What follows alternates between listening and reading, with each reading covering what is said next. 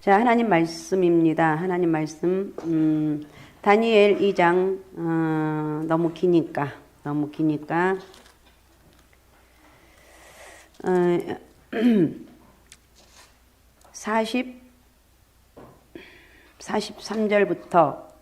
46절부터 49절까지, 46절부터 49절을 봉독해 주시기 바랍니다. 46절부터 49절입니다.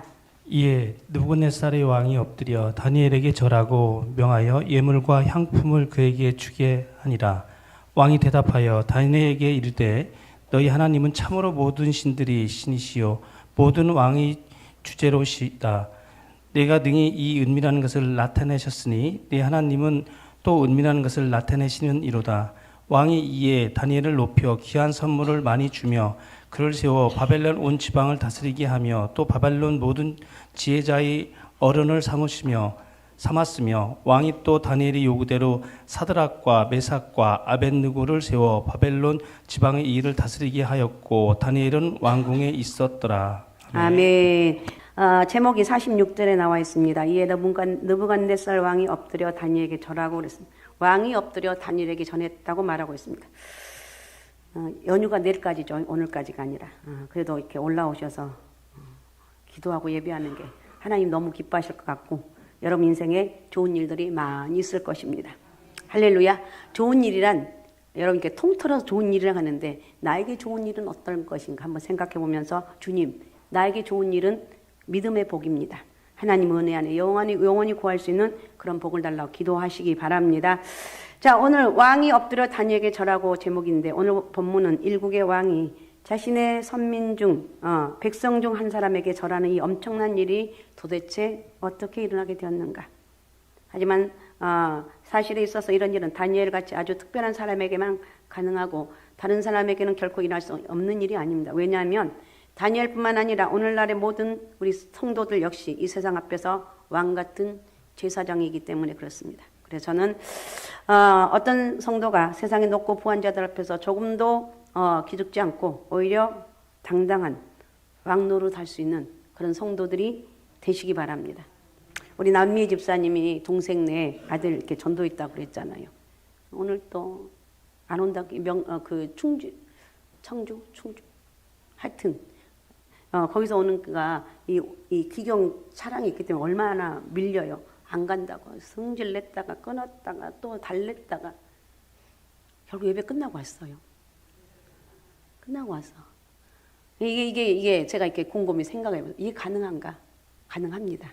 성령이 임하게 되면 다른 게 안 보여. 저 사람이 성령의 역사가 있게 되면 다른 사람 저 사람 환경 여건은 절대 눈에 안 보이고 저 사람이 오늘 예배 드려야만이 된다는 이 믿음이 있어요. 그렇기 때문에 모든 것들 눈에 안 보이고 쟤는 나와야 돼. 근데 이렇게 동생을 이렇게 쭉 봤더니 옛날에 믿었더라고요. 그리고 믿음의 은혜 있고 하나님 은혜가 있더라고요. 그래서 정말 이건 있을 수 없는 일. 안 믿고는 견디지 않을 수 믿지 않고는 견디지 않는 그런 것들 하나 딱 건든 거예요. 걱정하지 말고 믿음 생활 잘하면 하나님께서 가장 좋은 것으로 갚아주시고 축복하여 주신다는 거. 믿습니까? 아니 청주인가 충주인가 청주에서 1시간 반 걸리는데 오늘은 또 막히니까 얼마나 많이 걸리겠어. 그래서 여러분 같으면 올라고 생각하겠어 안 하겠어. 오늘만 안 갈게. 승질냈다가 안 오면 안 된다고. 그래서 왔다니까. 근데 이제 저 남미 집사님 얘기하는데 친정 부모님이 예수님을 지금 믿는다고 그러더라고요. 믿는데 어떻게 전도했는가? 시골에 쫓아갔대요. 그리고 목사님을 모시고 와서 우리 엄마 아버지를 전도해야 되니까 목사님 가셔서 신방 좀 해달라고. 목사님이 여러분 시골에서 목사님이 슬리퍼짝을 끌고 가서라도 데리고 오죠. 그죠? 막 슬리퍼를 신고 쫓아와서 교회를 인도했고 세례도 받으시고. 그리고 이게 동생 하는 말이 우리 엄마 아버지가 교회 다니는 게 있을 수 없는 일이래. 그런데 교회를 다닌다는 거예요. 그래서 제가 그걸 보면서 이게 우리의 모든 인생의 초점은 예수 그리스도가 되면요. 다른 것이 눈에 들어오지가 않아요. 예수 믿게 하는 게 목적이기 때문에 어떤 상황도 그것이 무시가 돼요. 그래도 너는 믿어야 된다. 뭐 환경이 어떻고 뭐가 어떻고 그래도 너는 예수 믿어야 된다. 그래도 너는 믿음 생활해야 된다. 이렇게 나가는 거예요. 자, 어쨌든 이런 은혜가 있으시고 다니엘과 같은 그런 축복의 통로가 되시옵소서. 자, 다니엘과 같은 이렇게 축복의 통로가 될 수 있는 비결은 뭐냐? 오직 하나님의 주권에 대해 전 세계의 역사가 이루어지고 있음을 깨닫는 성도가 온 세상을 향해서 왕노릇하는 자라는 거예요. 다니엘은 느부갓네살 왕이 꾸고 잃어버린 꿈을 해몽해 주기 전에 바로 이 기초적 역사관부터 먼저 그에게 가르쳐 줍니다. 25절부터 30절에 나오는데 아리옥이 인도를 받아 자기 앞에 서게 된 다니엘을 향해서 느부갓네살, 이게 오늘 그 말씀의 그 요지입니다.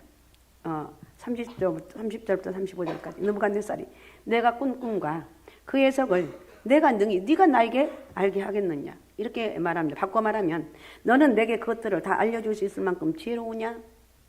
네가 이렇게 과연 지혜롭게 할 수가 있어? 마치 자기 수하에 소위 똑똑하다는 다른 브레인들로부터 크게 실망한 그는 이 다니엘은 그들보다 더 지혜로워서 혹 자기 알고 싶어하는 바를 알려줄 수 있을까 하고 기대했던 거, 초조하게 기대한 거.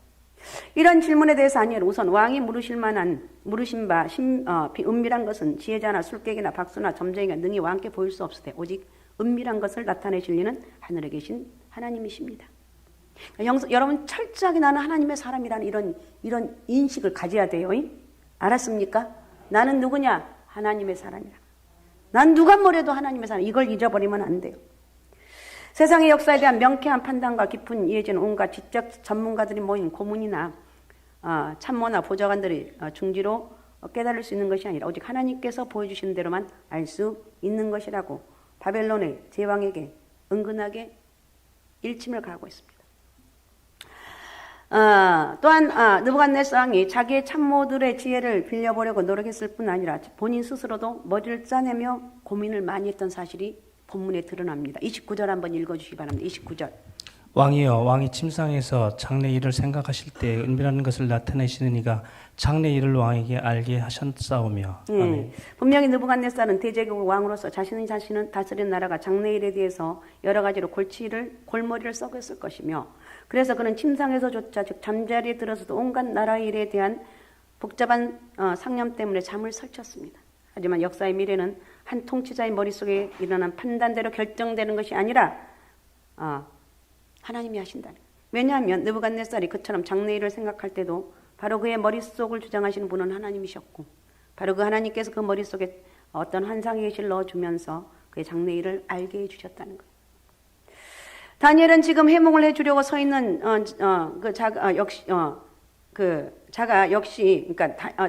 다니엘은 지금 자기 해몽을 해주려고 서 있는 자기 역시 스스로의 지혜로서 역사의 미래를 느부갓네살 왕에게 보여줄 수 있는 것은 결코 아니라고 말합니다. 내 지혜가 모든 사람보다 낫기 때문이 아닙니다. 오직 하나님께서 내게 이 은밀한 것을 나타내심으로써 가능한 게 된 것이라고 분명히 밝혀주고 있습니다. 사실 따지고 보면 자기 자신을 과시할 수 있는 절호의 기회였음에도 불구하고 다니엘은 오직 하나님께 영광을 돌려. 제가 할 수 있어요. 충분히 이해가 되죠. 인간은 교만하기 때문에 항상 나를 나타내려고요. 그건 내가 있다고. 그럼 절대 더 이상 클 수가 없어요. 하나님 하셨다고 하나님께 영광 돌리고. 바로 이것이 느부갓네살 왕이란 이 엄청난 권력자 앞에 서게 된 다니엘의 첫 마디입니다. 당신의 나라와 이 세상 역사는 결코 당신이 신뢰하는 모사들의 머리로 판단되는 것도 아니고 산전수전 다 겪고 대제국의 왕이 된 당신 자신의 숙고와 고민에 따라 깨달아지는 것도 아니고, 그렇다고 해서 무슨 특별한 지혜를 받은 천재에 의해서 밝혀지는 것도 결코 아닙니다. 이 모든 일은 사람들의 머릿속까지 주장하신 하나님의 주권에서 결정되고 계시되고 또한 성취됩니다. 당당하게 말하고, 이 왕 앞에서 이렇게 포로 주제에 당당하게 말할 수 있어요. 근데 이렇게 당당하게 얘기할까? 하나님 은혜가 임하게 되면 주눅들 이유도 없고 하나님 말씀 앞에 당당할 수가 있습니다. 참으로 놀랍고도 멋있는 역사가 아닐 수가 없습니다. 실로 세상을 향해서 왕노릇하고 있는 왕노릇하고 있는 성도의 모범이다. 불신자들은 세상 역사가 오로지 사람 머리에 의해서 결정되고 굴러가는 것이라고 생각합니다. 사람들이 이렇게 생각하죠. 히틀러가 러시아를 침공한 어리석은 판단을 저지르지 않았더라면 세계사는 크게 바뀌었을 것이고, 애플 컴퓨터를 만든 사람들이 특허권을 고집하고 하지만 않았더라면 지금쯤 IBM과 마이크로소프트를 능가하는 컴퓨터계의 세계 제1인자가 되었을 거라고 생각합니다. 아니 멀리 가지 않아도 우리 각자 역시 내가 어제 그 일을 이렇게만 했었더라면, 내가 어제 그걸 이렇게만 생각했다면 오늘은 그게 달라졌을 텐데 후회하는 경우가 있어요. 하지만 그것은 정말 모르는 것은 살아가신 하나님께서 바로 그런 아이디어를 내는 천재의 머리, 그런 결정을 내리는 권력자의 머리, 그런 판단을 내리는 기업가의 머리를 그들의 뇌에 가장 깊숙한 곳까지 직접 주장하고 계신다는 거예요. 침상에서 잠 못 이루며 반쯤 깨어있고 반쯤 잠들어 있는 사람의 뇌 속까지 주장하신 분이 하나님이다. 그리고 이러한 하나님의 절대 주권적인 역사를 보고 깨달을 줄 아는 성도는 자연히 세상의 그 어떤 불신학자나 정치가보다도 훨씬 높은 영적인 차원에 살게 되는 거예요. 내 인생은 하나님이 다스리고 계신다. 믿습니까? 나는 하나님이 다스리고 계신다. 우리 저 하늘의 왕께 친히 인도하고 계신다. 그래서 우리 믿음의 사람들은 결코 전혀 걱정할 것이 없습니다. 비록 세상 만사가 사람의 아이디어와 판단과 결정에 의하여 이루어지고 있는 것처럼 보이지만 실상 모든 것이 오직 하나님의 선하신 뜻과 깊으신 계획에 따라 완벽하게 이루어지고 있다는 사실을 확신하고 의지하라는 거예요. 항상 내 자신을 바라봐요. 내가 교만하지 않고 우리 인간은 하도 교만하고 어리석어서 무능하기 때문에. 그래서 결국은 넘어집니다. 어떻든 역사가 혼란스럽고 불안하고 인생의 크고 작은 시험이 닥쳐오는 모든 것들도 오직 더 높고 위대하신 통치자 하나님의 주권에 따라 철저하게 이루어진다는 것. 그래서 정말 우리는 세상에 어디에서든지 하나님의 이름을 높이는 그런 하나님의 사람들이 되시기 바랍니다. 할렐루야. 나는 하나님의 사람이라는 것. 이게 다음 주 엎드림을 가는데 엎드림 가서도 하나님의 큰 역사가 날 줄로 믿습니다. 하나님이 하시는 것.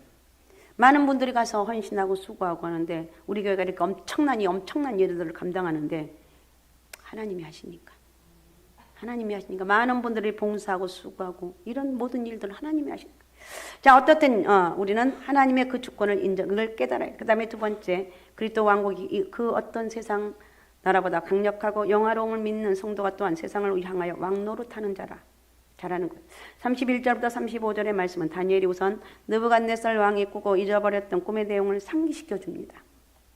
나중에 다니엘의 해몽에서 나타났듯이 그 상의 각기 다른 재료의 부위는 역사상 등장한 가장 여러 강대국들을 상징합니다. 그것들이 사람의 모양을 한 상을 이룬 것은 이런 세상 강대국들이 순전히 인본주의적 사고방식에 근거하여 세워진 것임을 나타내고 있습니다. 또한 그것이 크고 광채가 매우 찬란하고 그 모양이 심히 두려웠다는 것은 바로 사람들이 이 땅의 강대국들을 대할 때 절로 들게 되는 심정을 그대로 반영하게 됩니다. 이 세상에도 마찬가지예요. 나보다 훨씬 잘났고 뭔지 모르게 많이 갖고 있으면 괜히 주눅이 들잖아요. 우리 주눅 들지 말고 나는 하나님의 사람이라는 이런 당당함이 우리에게 있어야 됩니다. 할렐루야. 나는 예수쟁이입니다. 직장에서 사업터에서도 나는 예수쟁이라는 걸 잊어버리면 안 돼요. 세상 사람들은 사람의 머리가 역사를 주장하는 것이라고 생각하는 동시에 또한 이처럼 영화롭고도 두려운 강대국들이 역사를 이끌어 나가는 것으로 착각하고 있습니다. 이어지는 36절 이하의 말씀에서 다니엘은 그 신상의 꿈에 대한 해석을 통해서 그런 사고방식이 얼마나 잘못된 것인가를 정확히 진단해주고 있습니다. 36절부터 38절에 보면 다니엘은 그 금머리의 나라는 바로 느부갓네살의 바벨론 제국이라고 밝힙니다. 나라와 권세와 능력과 영광을 하나님께서 바로 바벨론 제국의 임금 느부갓네살에게 주었어요. 계속해서 39절에 보면 그 바벨론 제국에 이어서 왕보다 못한 다른 나라, 즉 은과 노세에 해당된 나라들이 일어날 것이라고 말하고 있는데 이것은 역사적으로 메데 바사 제국과 그들을 이은 알렉산더의 헬라 제국을 가리킵니다. 이들 역시 강대국이긴 하지만 그 영광은 바벨론 제국보다 못하다는 거예요. 끝으로 40절부터 43절까지는 새 나라 로마를 가리킵니다. 그 전에 제국들은 물론 힘도 있었지만 그 문화적 영광을 자랑했던 비에 로마 제국은 오직 힘만 자랑했던 나라라고 합니다. 그리고 새가 모든 것을 부러뜨리고 이기는 것처럼 그 나라가 문나라를 부서뜨리고 찢었지만 그 로마 제국은 결코 기본이 튼튼하지 못한 사이였다는 거예요. 왜냐하면 그 발은 새와 진흙이 섞인 상태. 여러분 새와 진흙은 섞일 수가 없습니다. 도저히 섞일 수 없는 두 재료가 섞여 있는 것처럼 로마 제국은 근본적으로는 화합될 수 없는 여러 인종들이 정복자와 피정복자, 주인과 노예라는 관계 속에 억지로 섞여 이루어져 있어요. 즉 겉으로는 비할 데 없이 강한 것 같았지만 내부적으로는 아주 결속력이 약한 나라였다. 그런데 그 로마 제국에 34절에 보면 또 왕이 보신즉 손대지 아니한 돌이 나와서 신상의 새와 진흙의 발을 쳐서 부서뜨림에 그랬어요. 아까 그 신상의 사람의 모양으로 사람의 신체 부위에 따라 조각된 상이었던 것과 대조적으로 이 돌은 전혀 사람의 손이 관여하지 않는 상태에서 나온 손대지 아니한 돌, 즉 순전한 신적 근원과 동기에서 나타난 돌입니다. 바로 그 돌에 신상의 발을 부서뜨렸을 때 그 발뿐만 아니라 그 위에 있던 모든 것들이 다 간 곳 없이 사라졌고 그 대신 35절 한번 읽어주시기 바랍니다. 35절. 그때 새와 진흙과 놋과 은과 금이 다 부서져 여름 타작마당에 겨같이 되어 바람에 불려날 것이 없었고 우상을 친 돌은 태산을 이루어 온 세계에 가득하였나이다. 아멘. 어쨌든 다 간 곳이 없어집니다. 나중에 여기 보면 또 우상을 친 돌은 태산을 이루어 온 세계에 가득하게 될 거라고 했는데 이것은 나중에 예수 그리스도를 통해서 이루어진 메시아 왕국을 가리킵니다. 로마 제국이 전성기를 구가하고 있을 때 유대 한 모퉁이에서 나타난 이 돌은 인본주의의 힘을 최고로 자랑하던 로마 제국을 완전히 굴복시키고 격파했을 뿐만 아니라 이전에 강대국들이 영광까지 다 무색하게 만들어버렸습니다.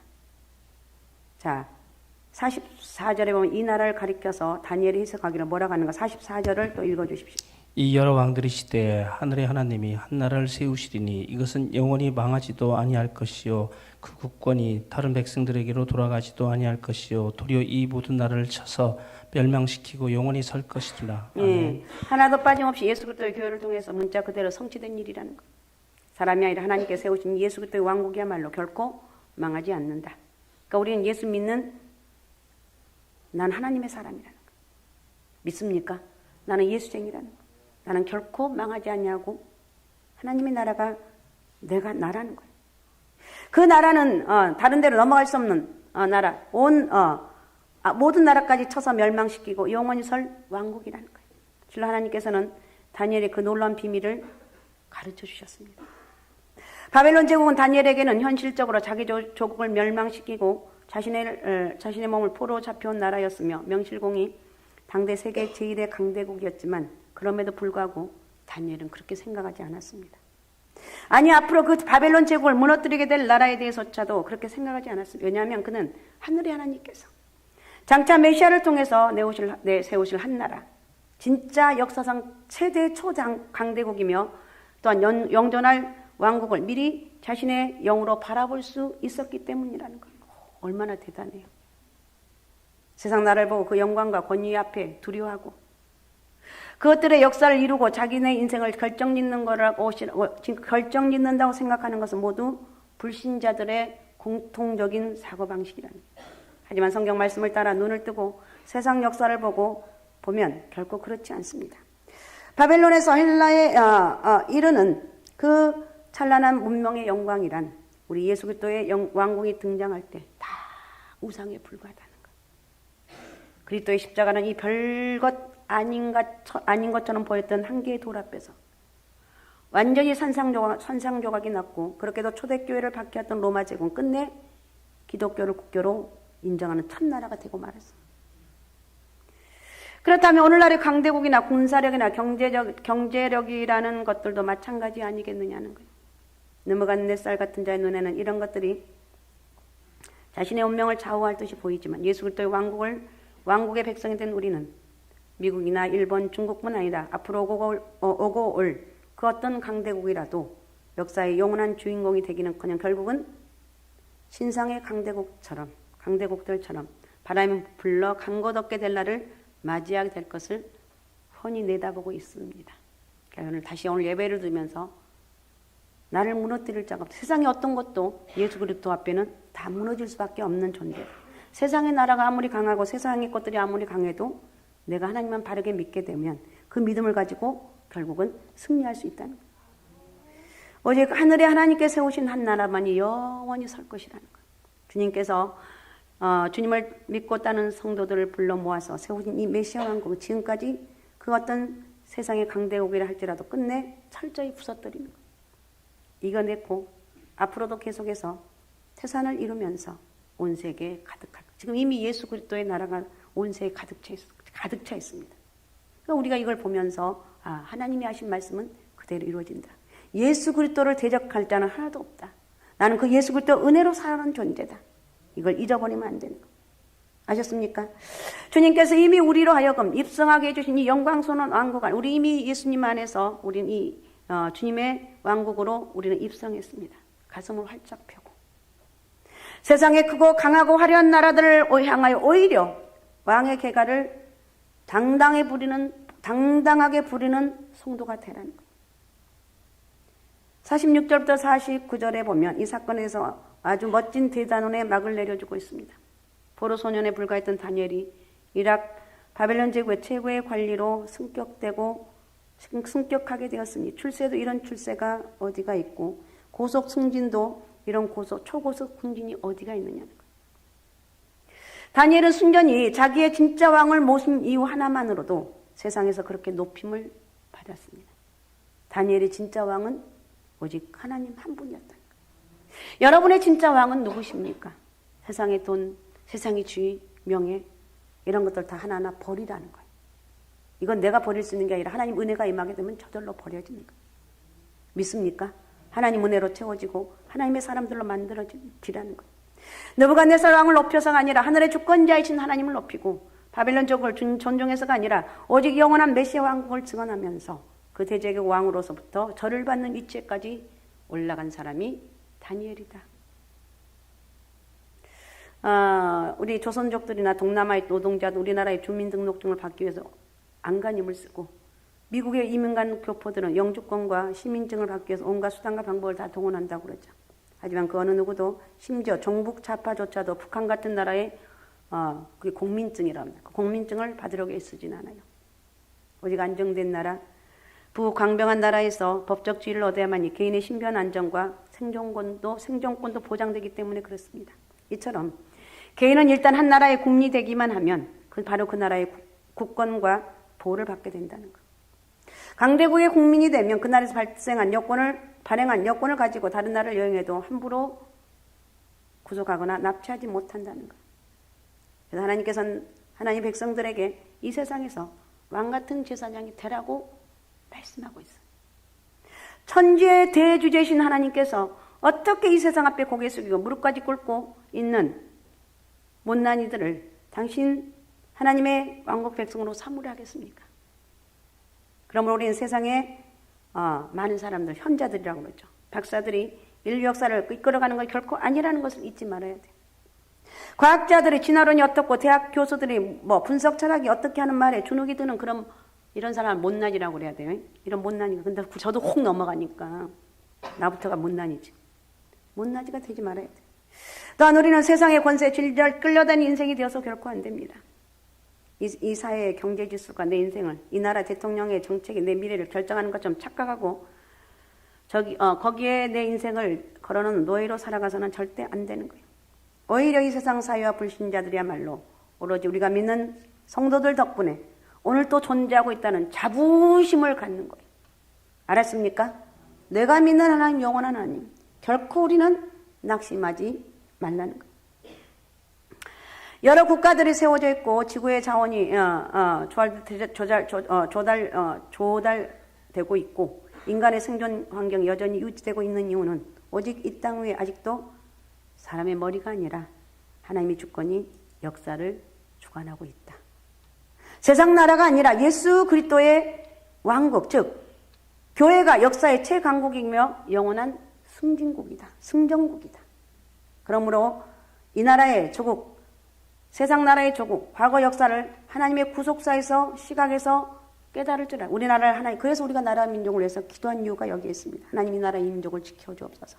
이 나라 민족 유정자들 보호하여 주옵소서. 그들이 하나님을 바로 믿고 하나님 은혜 안에 살게 도와주옵소서. 이렇게 기도하는 거예요. 아셨습니까? 우리는 하나님 은혜로 살아가는 것이다. 그래서 여러분은 세상에 이끌려가는 자가 아니라 세상을 바로 향해서 민족들과 주권자들 향해서 바로 이와 같은 하나님의 구속사에 대해서 당당하게 가르쳐 줄 수 있는 왕같은 제사장. 아셨습니까? 왕같은 제사장. 그런 사람이 돼요. 사람들이 비웃어도 걱정하지 말아요. 사람들이 뭐라 해도 신경 쓰지 말아요. 왜? 나는 하나님의 사람이기 때문에. 아셨습니까? 전진하는 하나님의 사람이다. 이름도 특이하죠. 전진하. 너는 계속 전진해야 돼. 전진하. 하나님의 사람.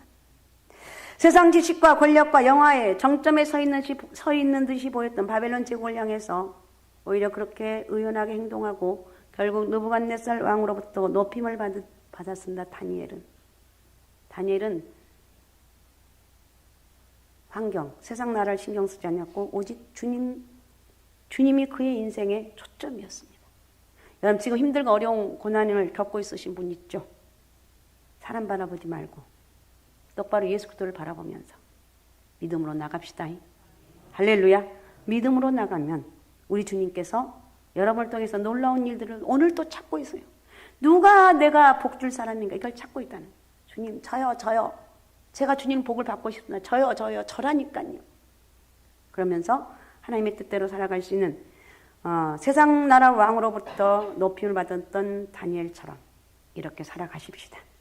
아셨습니까? 오직 예수, 오직 믿음, 오직 성령 충만함으로 오늘날의 현대 사회와 주국, 나라와 세계를 향해서 똑같이 왕 노릇하는 그런 우리 성도들이 되시기를 바랍니다. 할렐루야. 그런 축복의 은혜가 있으시기 바랍니다. 자, 우리 시간 같이 기도하겠습니다. 하나님, 정말 세상 나라가 다니엘에게 왕이 다니엘에게 엎드려 경배하고 절했습니다. 있을 수 없는 일이 벌어졌습니다. 우리는 하나님 은혜로 살아갑니다. 예수 그리스도가 내 인생의 전부입니다. 예수 그리스도 은혜로 살아갈 수 있는 세상의 어떤 것을 세상 것 우리는 순간 욱하지만 하나님 그것을 이길 수 있는 능력도 허락해 주시고 오직 예수는 믿음으로 살아가기 부족함이 없도록 하나님 은혜를 더하여 주옵소서. 자, 우리 주여 세 번 부르고 우리 같이 통성으로 같이 기도하겠습니다. 주여 주여